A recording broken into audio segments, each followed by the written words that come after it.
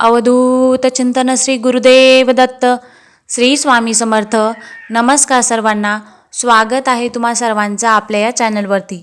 येत्या 26 डिसेंबरला आहे दत्त जयंती. दत्त जयंती म्हटलं की आपल्या दत्त भक्तांना जणू काही दिवाळीसारखा सण आहे. या सप्ताहात आपल्याला दत्त महाराजांची जास्तीत जास्त सेवा करायची असते. या दिवसाची आपण आतुरतेने वाट बघत असतो की दत्त जयंती कधी येईल आणि आपण कधी गुरुचरित्राचं पारायण करू. तर मग गुरुचरित्राचं पारायण कसं करावं किंवा कोणी करावं, कोणते नियम पाळायचे आहेत, कोणत्या अटी आहे, याबद्दलच माहिती आपण आज जाणून घेणार आहोत. तर मग व्हिडिओ शेवटपर्यंत नक्की बघा आणि कमेंटमध्ये लिहा श्री स्वामी समर्थ. बघा, यावर्षी 26 डिसेंबरला दत्त जयंती असल्यामुळे गुरुचरित्र पारायणाचा जो सप्ताह आहे तो तुम्ही 20 ते 26 डिसेंबरपर्यंत तुम्हाला ह्या ग्रंथाचं वाचन करायचं आहे. बघा, नोकरी लागत नाही, मुलं बाळं होत नाही, आर्थिक चणचण भासत आहे, करणी बाधा किंवा नजर दोष, या सगळ्यावर एकच प्रभावी उपाय कोणता असेल तर तो म्हणजे श्री गुरुचरित्राचं पारायण. गुरुचरित्राचं पारायण केल्यावर कोणतीही अशक्य ही गोष्टी शक्य होतात. त्यामुळे आयुष्यातून एकदा तरी गुरुचरित्राचं पारायण हे नक्की करावं. गुरुचरित्र हा 5वा वेद मानला जातो. श्री गुरुचरित्र हा ग्रंथ नसून एक दैवी शक्तीने भरलेला सिद्ध मंत्ररूप महाप्रसादिक व वरद ग्रंथ आहे. या ग्रंथाचे पारायण जर शुद्ध अंतःकरणाने केल्यास अशक्य ही गोष्टी शक्य होतात. आपल्याला जर गुरुचरित्राचं पारायण करायचं असेल तर त्याला काही नियम कोणते आहेत, अटी कोणत्या आहेत, त्याबद्दल मी माहिती थोडक्यात सांगणार आहे. बघा, तुम्हाला ज्या ठिकाणी गुरुचरित्राचं पारायण करायचं आहे आधी ती खोली तुम्हाला स्वच्छ करून घ्यायची आहे. तुम्ही चौरंग किंवा पाटावर देखील गुरुचरित्राची मांडणी करू शकता. आणि गुरुचरित्र हा ग्रंथ नेहमी कपड्यातच झाकून ठेवायचा असतो. गुरुचरित्र हे 7 दिवसात एका ठिकाणी बसून वाचायचं असतं. म्हणजे तुम्ही पहिल्या दिवशी ज्या ठिकाणी बसून वाचत असाल तुम्हाला दुसऱ्या दिवशीही त्याच ठिकाणी बसून गुरुचरित्र वाचन करायचं आहे. आपल्याला हा ग्रंथ हलवायचा नसतो. म्हणजे ग्रंथ वाचायचा झाला नंतर त्याला व्यवस्थित कपड्यात झाकून ठेवायचं आहे, परंतु त्या ग्रंथाला हलवायचं नाही. त्याचबरोबर तुम्हाला पूजा मांडणी कशी करावी त्याबद्दल थोडक्यात सांगते. बघा, त्यासाठी तुम्हाला चौरंग किंवा पाटावर तुमच्या घरात जर महाराजांचा फोटो असेल किंवा मूर्ती असेल तर ती ठेवायची आहे. आणि त्या मूर्तीला किंवा फोटोला स्वच्छ कपड्याने पुसून घ्यायचे आहे. आणि फोटोच्या उजव्या बाजूला तुम्हाला कलशाची स्थापना करायची आहे. आता कलशाची स्थापना कशी करायची? सुरुवातीला तुम्ही थोडे तांदूळाची रास घालून त्यावर तांब्या ठेवावा व नंतर त्या तांब्यात पाणी, अक्षदा, हळदी, कुंकू, सुपारी, 1 रुपयाचं कॉईन टाकून त्यावर आंब्याची डहाळी व नारळ ठेवून घ्यायचे आहे. अशा प्रकारे तुम्हाला कलशाची स्थापनाही करून. त्याचबरोबर तुम्हाला महाराजांसमोर खडी साखरेचा नैवेद्य व 1 ग्लासभर पाणी ठेवायचे आहे. आता हे झालं मांडणीबद्दल. आता गुरुचरित्र पारायण करताना कोणते नियम पाळायचे आहे त्याबद्दल थोडक्यात सांगते. बघा, गुरुचरित्र हा अतिशय पवित्र ग्रंथ असून हा ग्रंथ 5वा वेद मानला जातो. असं म्हणतात की आयुष्यात एकदा तरी गुरुचरित्राचं पारायण नक्की करावं. कारण गुरुचरित्राचं पारायण करणारा व्यक्ती मुळातच खूप भाग्यवान असतो की आपल्याकडून ह्या ग्रंथाचं पारायण हे घडत असतं. ग्रंथाच्या पठणानं अशक्य ही गोष्ट शक्य होतात.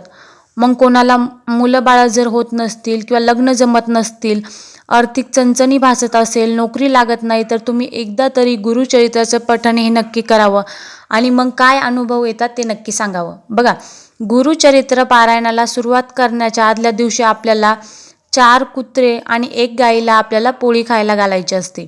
बघा, तुमच्याकडे जर गायी किंवा कुत्रे भेटत नसतील तरी सुद्धा तुम्हाला त्यांच्या वाट्याचे छोट्या पोळ्या बाजूला काढून ठेवायच्या आहे.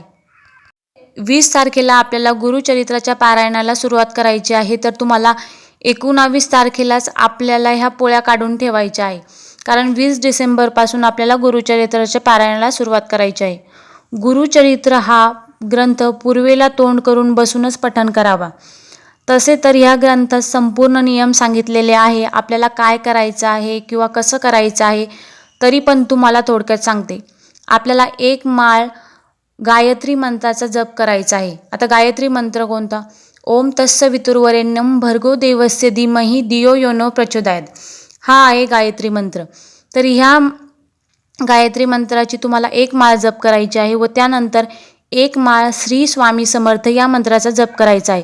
त्यानंतर गणपती अथर्व शीर्षक म्हणायचं आहे व नंतर स्वामी स्थवन वाचून झाल्यानंतर तुम्हाला अध्याय वाचायला सुरुवात करायची आहे. तुम्हाला 7ही दिवस अशाच पद्धतीने एक माळ गायत्री मंत्र, एक माळ श्री स्वामी समर्थ, नंतर स्वामी स्थवन, गणपती अथर्व शीर्षक वाचून झाल्यावर नंतरच पुढच्या अध्यायाला वाचायला सुरुवात करायची आहे. तुम्ही पारायण 3 दिवसाचंही करू शकता, पण शक्यतो 7 दिवसाचं पारायण करा. कारण 3 दिवसात वाचायचं म्हटलं तर खूपच जास्त फजिती होऊन जाते.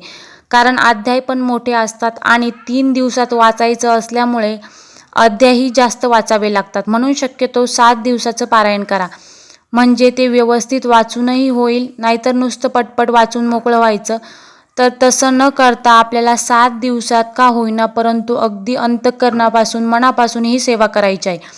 कारण ह्या ग्रंथाचा एक एक अध्याय हा खूप महत्त्वाचा असून हा आयुष्यात आपल्याला खूप काही देऊन जातो. त्यामुळे एकदा तरी तुम्ही गुरुचरित्राचं पारायण नक्की करा. आता वाचायचं कधी तर तुम्हाला सांगते, तुम्ही पहाटे 3 वाजल्यापासून ते दुपारी 4 वाजेपर्यंत हा ग्रंथ कधीही वाचू शकता. फक्त तुम्हाला 12 ते 12:30 ह्या वेळेत आपल्याला ह्या ग्रंथाचे पठण करायचे नाही. कारण ही वेळ जी आहे ती दत्त महाराजांची भ्रमंतीची म्हणजेच भिक्षेची वेळ असल्यामुळे आपल्याला 12 ते 12:30 ह्या वेळेत दत्त महाराजांची कोणतीही सेवा करायची नसते.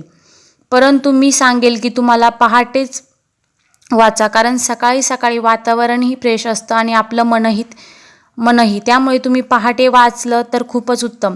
नाहीतर तुम्हाला जमत नसेल तर तुम्ही दुपारी 4 वाजेपर्यंत केव्हाही गुरुचरित्राचं पठण करू शकता. आता गुरुचरित्राचे नियम कोणते आहे ते सांगते. बघा, पहिली गोष्ट म्हणजे तुम्ही गुरुचरित्र वाचत असाल तर आपल्याला परान्न वर्ज्य आहे, म्हणजे दुसऱ्याच्या घरचं अन्न हे खायचं नाही. त्याचबरोबर कोणी वारलं तर किंवा 10वे 13वे अशा गोष्टी किंवा अंत्यविधीला देखील तुम्हाला जायचे नाही. ही एक काळजी तुम्हाला अवश्य घ्यायची आहे. परान्न म्हणजे काय? तुम्ही तुमच्या आईच्या हातचं खाऊ शकता, बहिणीच्या हातचं खाऊ शकता, परंतु दुसऱ्याच्या घरचं खायचं नाही आहे किंवा दुसऱ्या स्त्रीने बनवलेलं अन्न आपल्याला खायचं नाही आहे. आता काय खायचं ते सांगते. बघा, गुरुचरित्र वाचताना किंवा पारायण करताना तुम्हाला उपवास करायची गरज नाही. फक्त तुम्हाला कांदा लसूण वर्ज्य करायचा आहे, म्हणजे कांदा लसूण हे खायचं नाही. तुम्ही बटाटे, भेंडी, गिलकं, दोडकं, वाल या पालेभाज्या या गोष्टी खाऊ शकता. तुम्हाला फक्त वेगवेगळी कडधान्येही खायची नाही. तुम्ही भाज्या खाऊ शकता, म्हणजे भात, पण तुम्हाला भात खायचा नाही. तुम्ही पहिल्या दिवशी जर पोळी खाल्ली तर 7ही दिवस तुम्हाला पोळीच खायची आहे, किंवा तुम्ही पहिल्या दिवशी भाकरी खात असाल तर तुम्हाला 7ही दिवस भाकरीच खायची आहे. म्हणजे तुम्हाला 7ही दिवस एकाच कडधान्याचे सेवन करायचे आहे.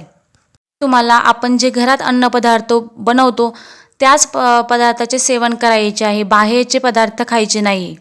घरी बनवलेले पदार्थच आपल्याला सेवन करायचे आहे. त्याचबरोबर आपल्याला ह्या 7 दिवसात खाली जमिनीवरच झोपायचं असतं.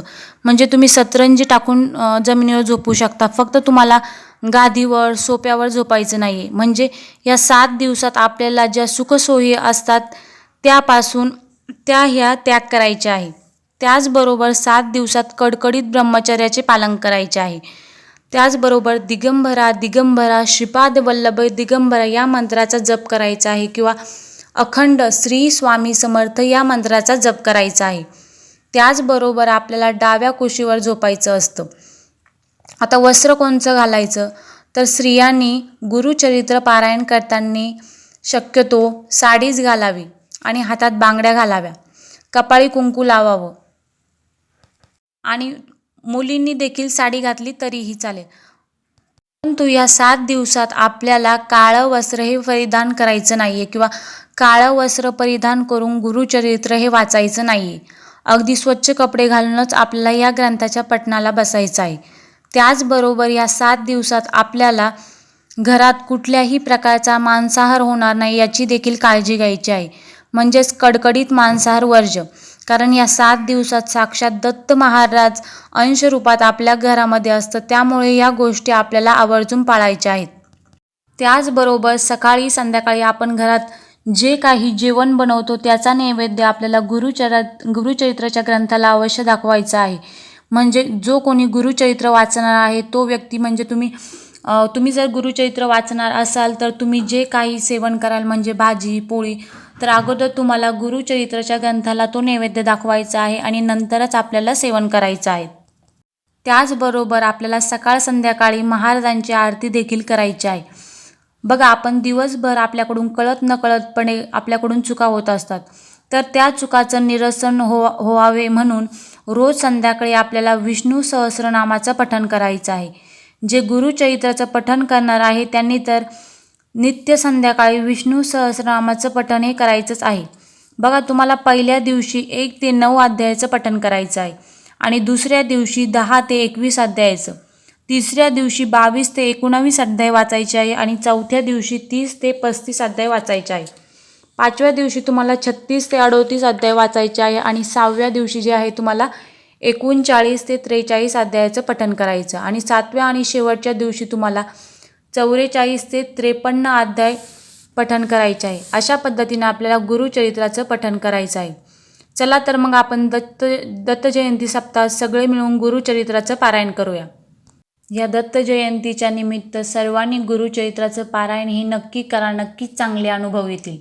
जर तुम्हाला ही माहिती आवडली असेल तर व्हिडिओला लाईक करा, शेअर करा आणि सबस्क्राईब करा. श्री स्वामी समर्थ.